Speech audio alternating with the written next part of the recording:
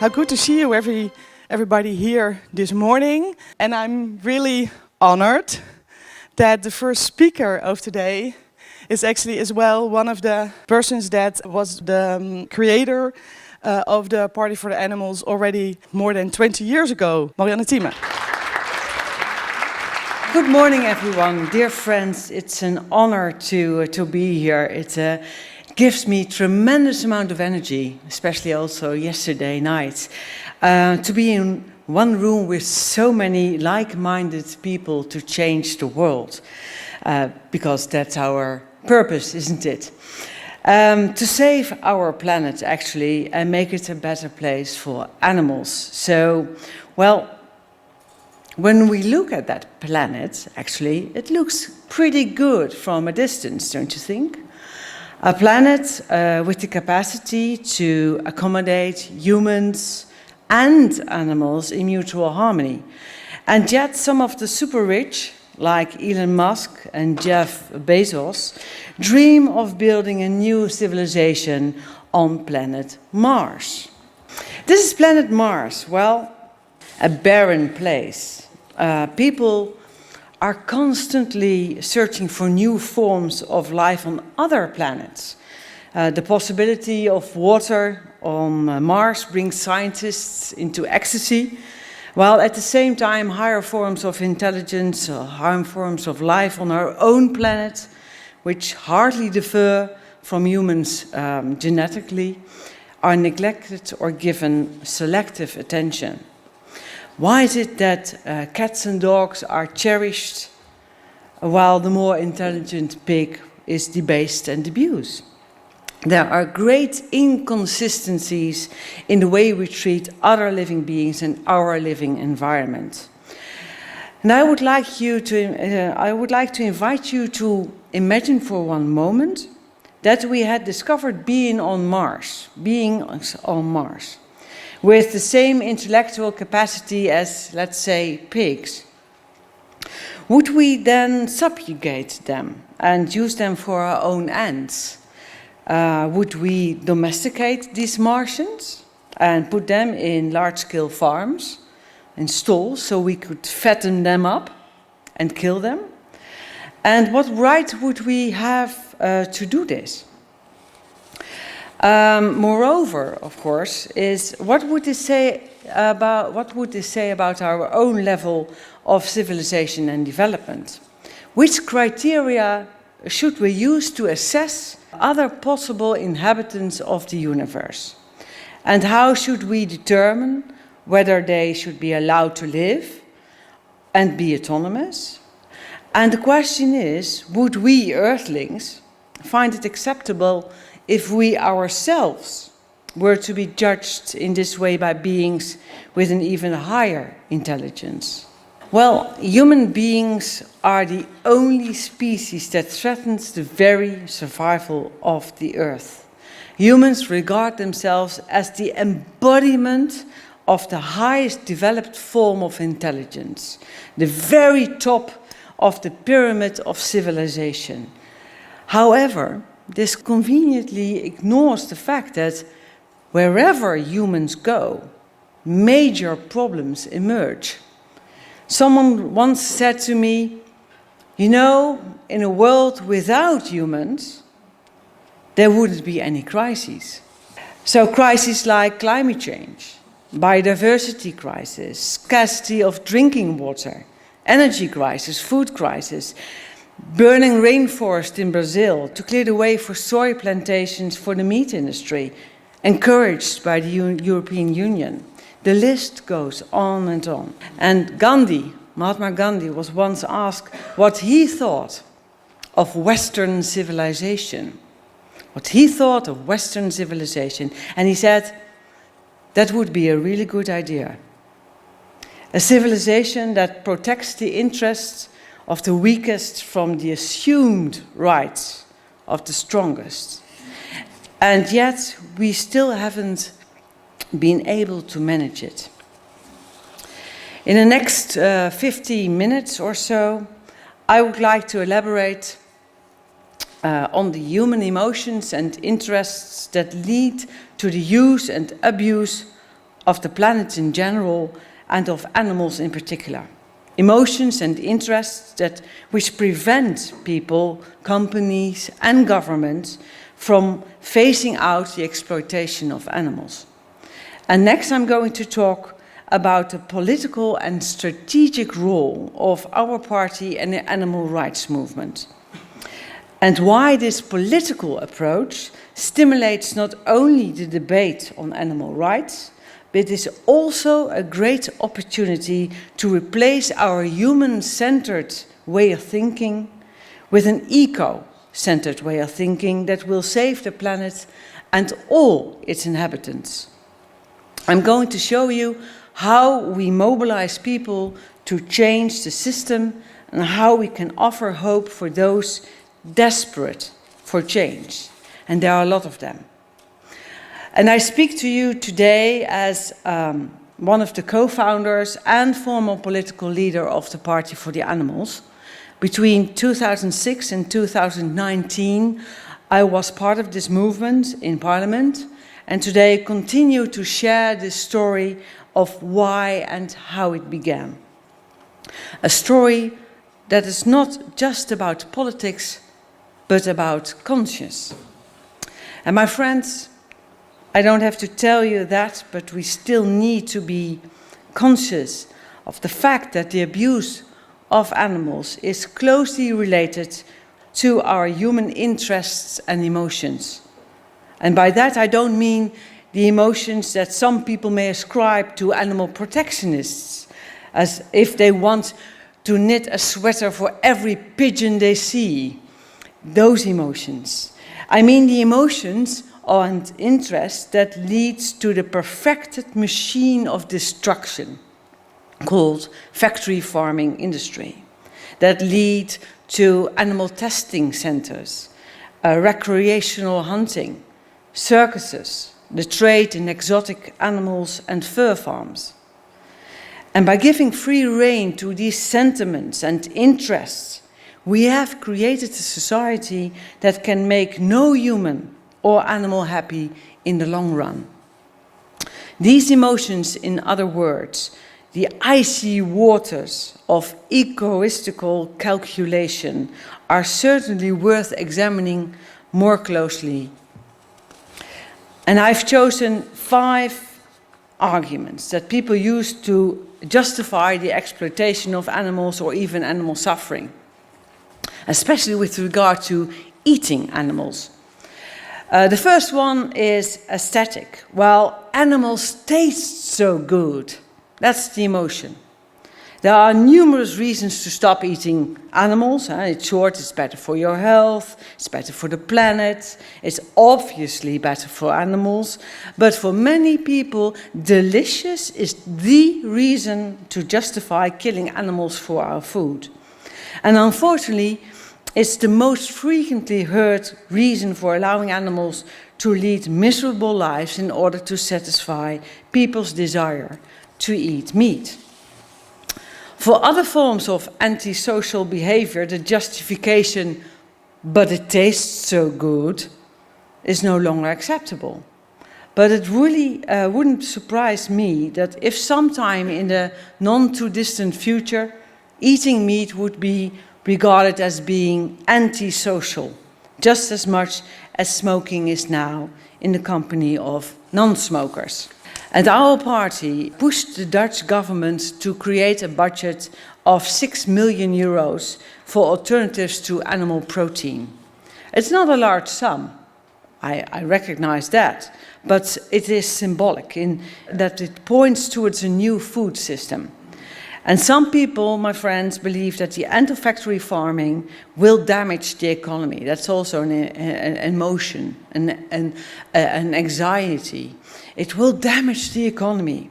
And such arguments were also used against the abolition of slavery and child labor, as you well remember, as well as not for allowing women to work. But that turned out just fine. And that brings me to the second reason given for the exploitation of animals.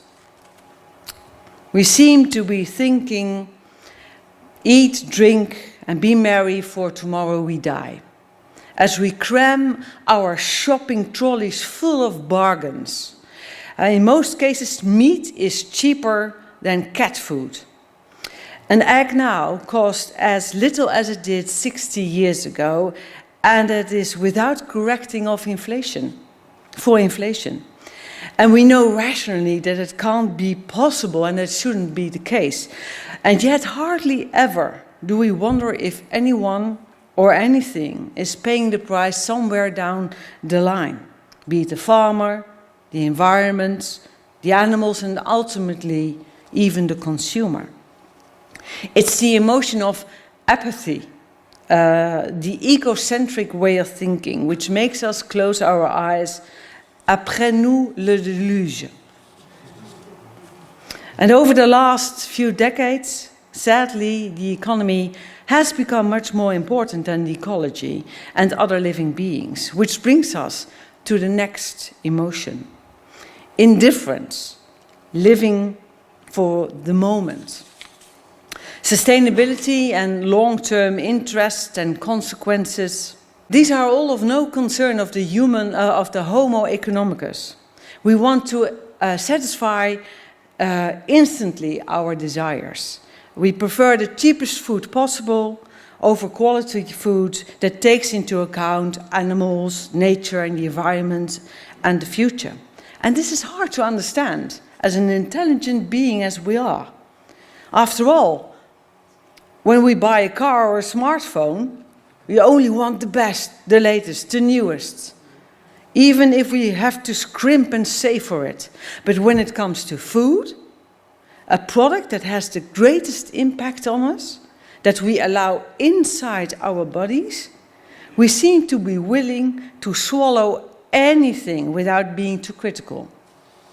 All that matters is that it is cheap and it is tasty.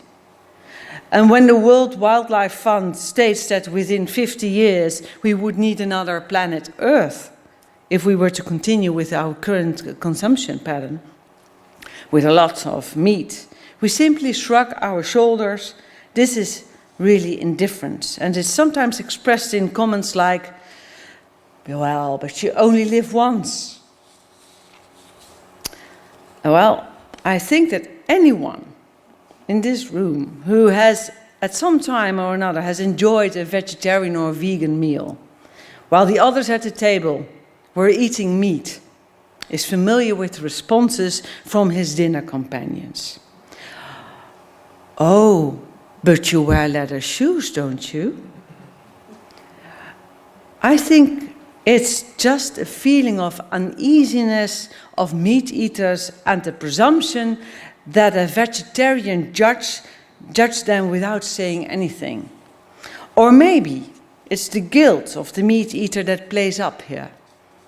Frequently heard cliches associated with these emotions are, but where do all those animals go if you don't eat them? And what about all those ants that you trample to death in the wood? Or doesn't that plant feel terrible pain when you eat it? Seldom do those comments arise from a genuine concern about the lot of the ant or the plant. They usually come from a dire need to justify their own behavior by trying to act as an animal protectionist. And my friends, the next and fourth emotion that arises when we talk about a lot of animals is, oh please, I don't want to know. Oh, one doesn't want to know or have to know everything. We want people and ourselves to believe that sausages come from cows and pigs that actually enjoy helping to produce food for humans. And doesn't drumsticks sound better than chicken legs? A major Dutch manufacturer of frozen food, fish food, once came up with the novel idea to produce fish fingers in the shape of fish. What do you think that happened? It swiftly led to lower sales among the young consumers who objected eating animals. And that's why meat producers want to show as little as possible of the process that turns an animal into conveniently, neatly packed, visually attractive food, almost artificial. And why consumers prefer to look the other way when confronted with the origins of their meat and with the animal welfare problems thrust in front of them daily at mealtimes. And governments stubbornly maintain that they do not want to discourage eating certain foods, such as meat. It's even forbidden now in the European Union to call vegetarian alternatives hamburger or sausages because it harms the meat industry. Or it will give consumers the bad idea that they get meat, but they don't get meat. So it's confusing, too confusing for them. They also think, these governments think that the consumer is king in our neoliberal economies and hence is responsible for this himself. In my opinion, this is a highly deceptive argument, as the consumer is clearly not informed about what actually happens in the dark, confined spaces of the factory farms.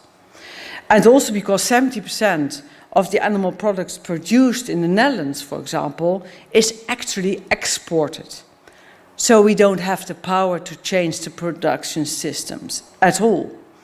The consumer has no real say on the food industry, and they are simply too far removed from another. Out of sight, out of heart. And ladies and gentlemen, the last reason, the fifth reason of fear is, well, if we give animals rights, it will be at the expense of people. It will be species betrayal. The fear of empowering others with a capital O, to whom you don't belong yourself, has always existed. At the end of the 18th century, the English feminist Mary Wollstonecraft wrote A Vindication of the Rights of Women. And this book was parodied by the Cambridge philosopher Thomas Taylor as a vindication of the rights of brutes. And by brutes, Taylor meant animals. And he suggested that if you were to give women freedom and rights, then logically speaking, you should give animals rights as well. And as this would be totally ridiculous, it is beyond dispute that you should not want to give rights to women. A frequently heard argument against the rights for animals is that this may start an avalanche of nonsense. Animals would then be able to become heirs and consequently be very wealthy, and whilst having no idea of either past or future. And before we know it, the dog would be sitting at the head of the table and would be in charge of the family. These emotions are real. I encountered them. A journalist from a Dutch current affairs television program once asked me, if your house was on fire and you had to choose between your pet and your child, what would you do? I'd save both, I said to her. But she didn't want to hear that. No, what if you can't? She asked. Then I get more people involved to make sure that I can, I answered. No, according to her, that was impossible. Thinking in impossibilities, that's really something that we encounter a lot. In irreversible facts, as if everything is a natural phenomenon, instead of choices. In dilemmas, they always try to convince people with dilemmas. And that's exactly how traditional politics operate today. Many people find it difficult to imagine that animals are of value in themselves, separate from any use they may have for people, and that this value should be morally be taken seriously. Many find this frightening, a form of, as I said, species betrayal. We should first solve all human problems before we can think of animals. And these fears seriously cloud the thinking about the rights of animals and completely ignore the fact that newly born babies, people suffering from dementia or Down syndrome, or severely handicapped people also have rights that they cannot exercise themselves. We have experience with these kinds of rights.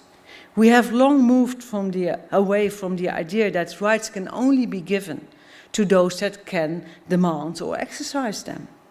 Moreover, this has nothing to do with giving animals human rights. Animal rights, in fact, are nothing more than human obligations. In a world without humans, there would be no crisis and no problems with this kind of things. Although there are so many rational arguments to change our attitudes towards animals and to stop or minimize the use of animals, the reasons against them so far seem to be of overriding importance. And that's amazing, don't you think? We, as supposed rational persons. As a result of these reasons, the Netherlands has become a country with the densest population of cattle in the world. The densest population of cattle in the world. And has become a country where millions of animals are hunted, mistreated or killed for fun, as objects for our amusement and to satisfy our needs and our desires. And so it's no surprise that in the Netherlands, the first party for the animals was born. To have a political party for the animals in parliament. As a response to all the excesses mentioned earlier. As a response to the man-centered way of thinking that harms our planet and everyone on it. As a response to the single-issue mindset of traditional fossil politics.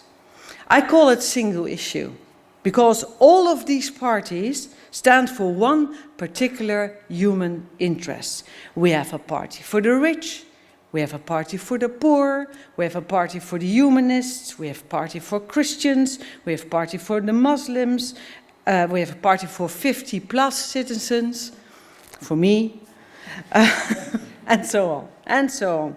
The focus of each of these parties is on human beings, especially on their short-term interest, their money. And the Dutch Party for the Animals and her sister parties elsewhere are the first political parties which focus on the interest of non-humans. After the Party for the Animals was founded in 2002, that's 23 years ago, we received a huge number of enthusiastic phone calls. I recall a lady who was very moved, telling me how wonderful she thought it was that at the age of 90, she was 90, she was to see an actual party for animals being established. She herself had been active in the women's emancipation movement in the 60s, and now she said, it is time to give a voice to the voiceless, the animals. And my friends, I'm sure you can imagine that in the beginning, a majority of the people mocked us for starting a party for animals. They made fun of us. They couldn't believe their ears when they heard of our existence. What a decadent party. A party against people. What's next? A party for bicycles or a party for plants? And didn't we know we were the laughing stock of the country and that we were never going to make it into parliament? But there were also people, feminists, famous authors, intellectuals and opinion leaders who saw us the next emancipation movement. After the liberation of slaves, women, children, the next logical step was the liberation of animals by taking their rights seriously. By looking beyond the interests of our own species. And my friends, all these emotions of anger, disbelief, hope, sarcasm are very useful I can assure you. It takes emotions to start a debate, to move people, to achieve social change. Don't be afraid to be a dissident, to be ridiculed. All other social movements were first ignored, then ridiculed, even criminalized, but in the end, they won. Well, and it immediately became evident that our strategy worked when we participated in the elections of January 2003. We got a lot of free publicity, and overnight, other parties adopted animal welfare as an issue in their election program and communications. Many other parties jumped on the bandwagon. They started to do more for animals as a result of our role as a pacer or pace setter in the marathon. They realized that animal rights and animal welfare were becoming an increasingly important issue for the electorate. Some political analysts said that they were convinced that we weren't just a flash in the pan or a publicity stunt that got out of hand. They called our party a new political movement, the only exponent of the new politics. Those were the smart ones.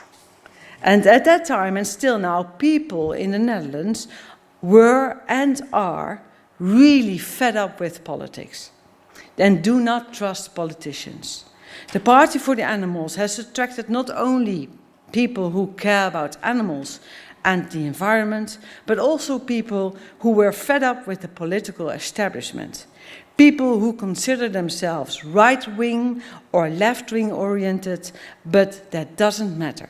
It's the overarching interest and purpose of animals that binds them, that gives them reason to join forces. And of course, we had to write a manifesto that, besides animal issues, had to reflect on issues such as healthcare and pensions, education and foreign affairs, etc. And we decided to be as brief as possible on those issues in our first manifesto. 90% of its content of our manifesto was about animals and environmental topics. Because, let's face it, more than 90% of the election programs of other political parties were addressing human issues or short-term human interests. True one-issue parties, I would say. And it was quite extraordinary and surprising to see that when we went through these other issues, we jointly arrived at the same viewpoint in no time at all. In the years that followed, we developed 4 main principles as a framework to determine our viewpoints: compassion, sustainability, personal freedom, and personal responsibility. These 4 principles were leading. And compassion means more than just feeling sorry for others. It means acting differently when you see suffering in your choice, in your choices, in your vote, in what you put on your plate. Since sustainability is not about keeping the system alive a little bit longer, it's about creating a way of living that allows all species, not just our own, to have a future. And personal freedom is not the right to do whatever you want, but the freedom to live, but without harming animals and the planet. And personal responsibility starts with recognizing our own impact. Every small decision that we make, what we eat, or buy, or support, either protects life or destroys it. And these principles, these 4 principles, belong together. You cannot take one and ignore the others. Compassion without responsibility is empty. Responsibility without compassion becomes moralism. Freedom without sustainability turns into short-term pleasure at long-term costs. But compassion without freedom can become control. And freedom without compassion can become neglect. Each principle needs the others. Together they form a way of thinking that protects both life and liberty.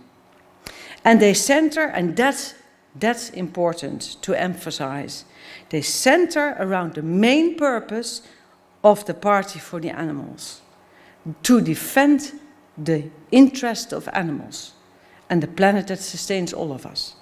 The 4 principles are to serve that goal, not to replace it. And that is something everyone will understand and accept. Not everyone will understand. They say, well, you know, we have to take care of other forms of injustices because our principle is compassion. No, our goal is to defend the interests of animals and the planet that sustains us. And that's why we look at every proposal of other political parties through the lens of these 4 leading principles. When I met people from other parties for the animals for the first time, I had the experience of having the same worldview, really special. The insight that the focus on economic growth, for example, is a problem and not a solution for the crisis we are facing, because of the fact that our planet can't cope with our endless hunger for more things, more meat, more energy, more money, etc. That really touched my heart. People from 1,000 miles from us had the same philosophy, the same way of life, the same feeling of compassion for those who cannot speak for themselves, the animals. But that didn't mean that we started to broaden our focus to all kinds of other political issues. Even though our 4 principles could easily guide us to take positions on almost anything, our attention, our energy, our initiatives were directed towards the forgotten animal and nature. Because no one else was and is doing that. In the other emancipation movements, they only concern about human interests too. They do not adopt animal rights. So we have to be there to have that strong voice for the animals who are always the latest on the list of priorities. We exist to do that. If we had chosen otherwise, animals and nature would once again be just one of the many topics about injustices, one of the many forms of injustice in this world. And we existed precisely to prevent that from happening. Other Green parties are doing that more or less. So, my friends, during the elections of 2003, to everyone's surprise, the Party for the Animals nearly got a seat. After 2 months of campaigning, with virtually no budget, 30,000 euros, I think, that was it. So 4 years later, in 2006, on the 22nd of November, for the first time ever, voters elected members of a Party for the Animals to a national parliament. It was a world premiere. With nearly 3 seats, we achieved an unprecedented victory. Our breakthrough gave us a real chance to push even harder for our cause. This is me together with Esther Ouwehand. She became the party leader after I stepped down in 2019.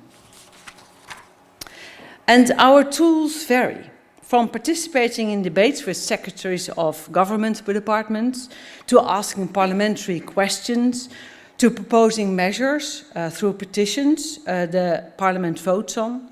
We have achieved many successes, like a ban on enriched cage systems for laying hens.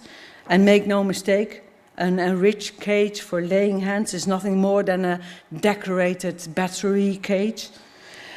The Dutch parliament supported the party's proposal to stop the expansion of goat farms nationwide, protecting animals and public health.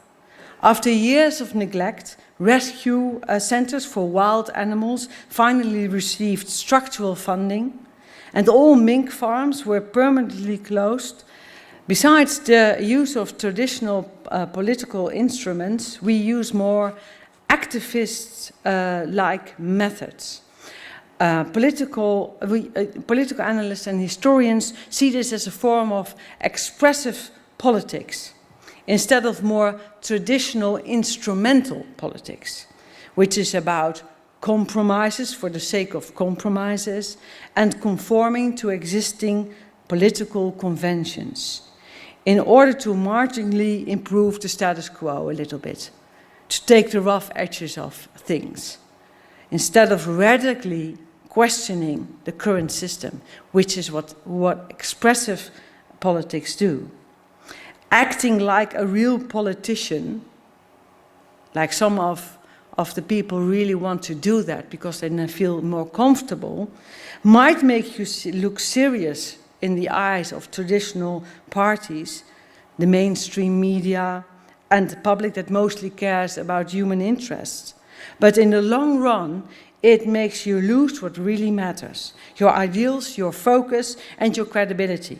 And those are exactly what is needed in this insecure, anxious, and cynical world that we live in. Credibility, authenticity, and keep faith to your ideas, to stand up for your ideas. An example of expressive politics is in 2013. You see this beautiful pond. It's nature in Holland. And when the government was literally putting natural sites on sale and selling them to the highest bidder, we stirred up a political debate by setting up a crowdfunding initiative to redeem those pieces of nature. People said that what we were doing didn't belong in a political party. A political party does not buy nature. But we didn't do that. The public did. They redeemed pieces of nature. In less than 2.5 weeks, we raised €250,000 euros. And after our action, and that's the fun of it, the government stopped selling natural sites in the Netherlands. And the reason why it was that the state secretary said, well, there was a public unrest caused by the sale. We played an important role in organizing the growing opposition, the rising resistance against selling natural sites. And as a result, we are now the only political party in the world with its own nature-free state. And between 2006 and 2019, I had a personal tradition at our State of the Union Day of our King.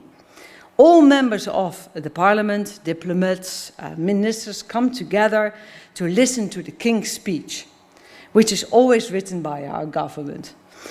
But it's a day with fancy dresses and hats, very traditional, very posh.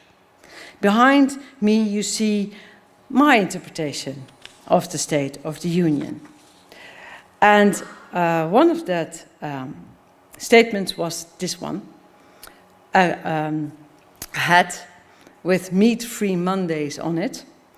And Paul McCartney of the band The Beatles saw me with this chef's hat, meat-free Mondays, because it went viral. Because it was never shown before that someone had a chef's hat on such a posh day as the State of the Union. So, Meat-Free Mondays was his worldwide campaign. So I got a letter from him congratulating me, and I met him, which was awesome.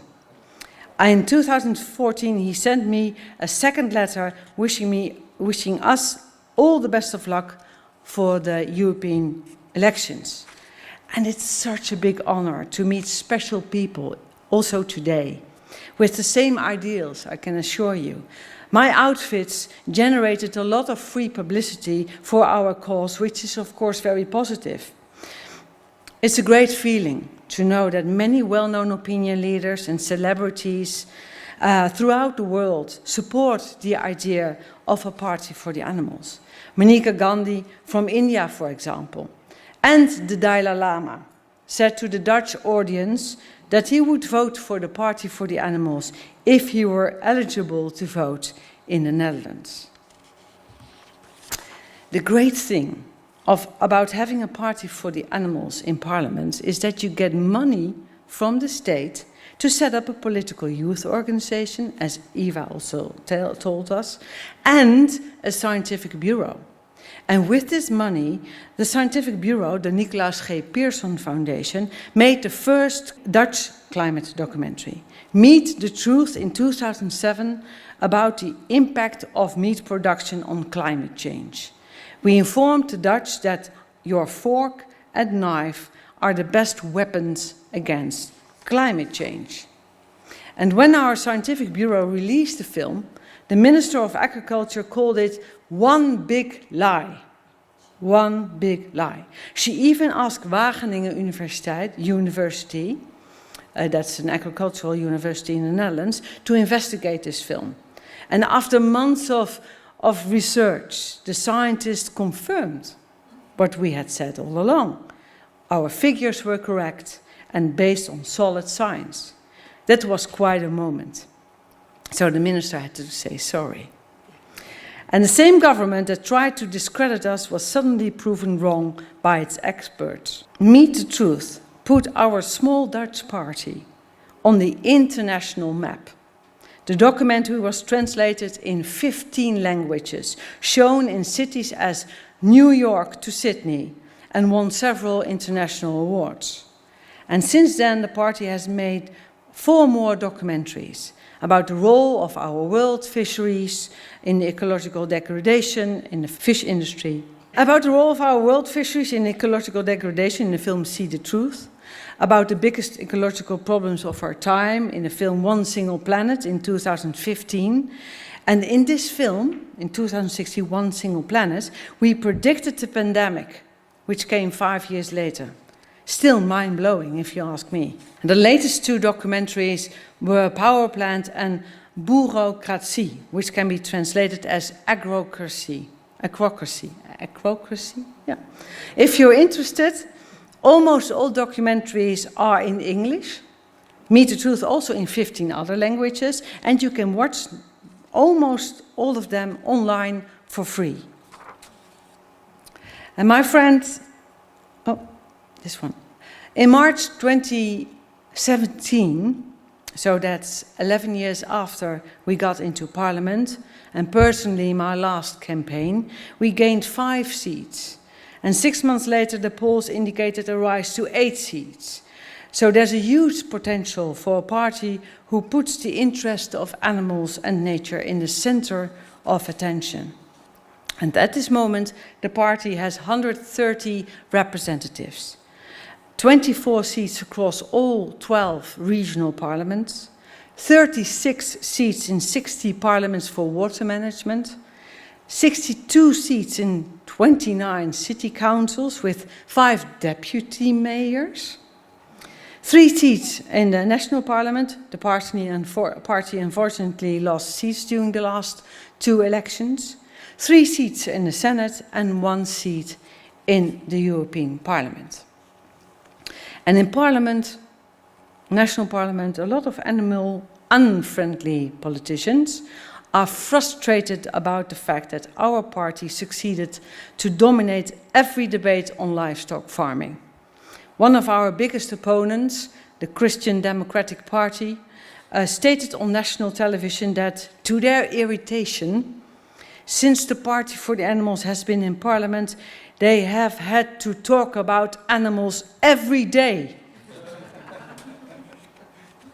And the difference between being an animal rights party and an NGO is that the other politicians see Animal Rights Party as a competitor, as a threat to their seats, to lose votes, and an NGO just as something you can ignore.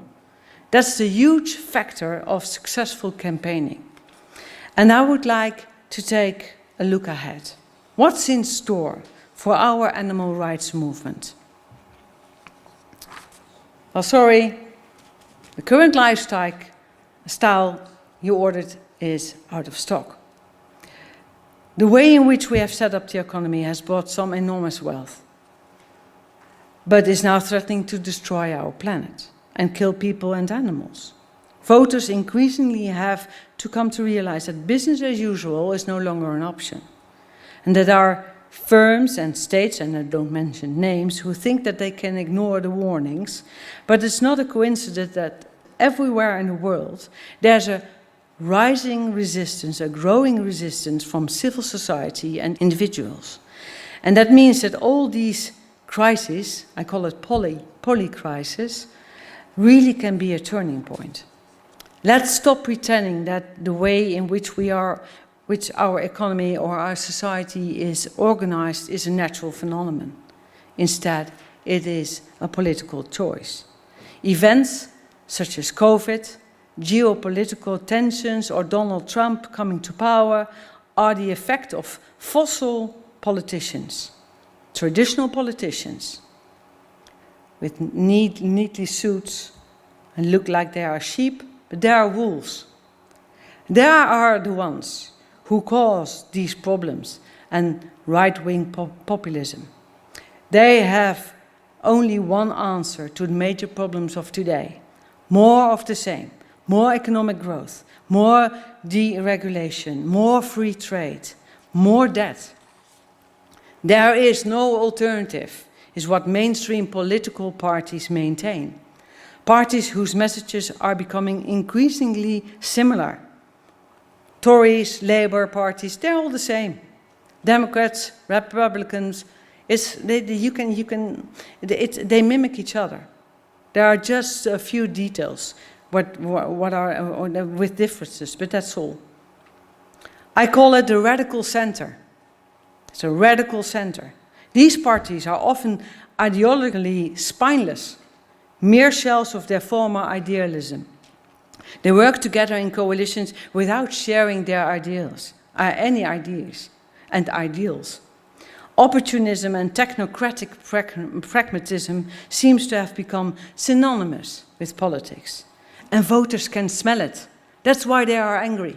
They smell it. You can't fool them. So, as a Party for Animals, we fight against the establishment, the traditional parties, who fooled us, who failed us.